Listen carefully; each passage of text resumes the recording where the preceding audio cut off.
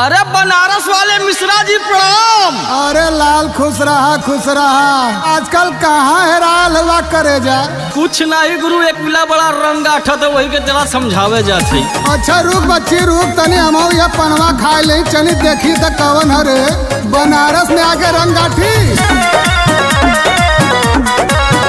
देखा गुरु यह हो। अच्छा तो यह यूपी 65 का दुनिया में जोर नहीं बा, राजा काशी बनारस का तोर नहीं बा। हवा ना लगल है का लाल बनारस के। यूपी 65 का दुनिया में जोर नहीं बा, राजा काशी बनारस का तोर नहीं बा। अच्छे अच्छे के नापेला बनारस जब चापे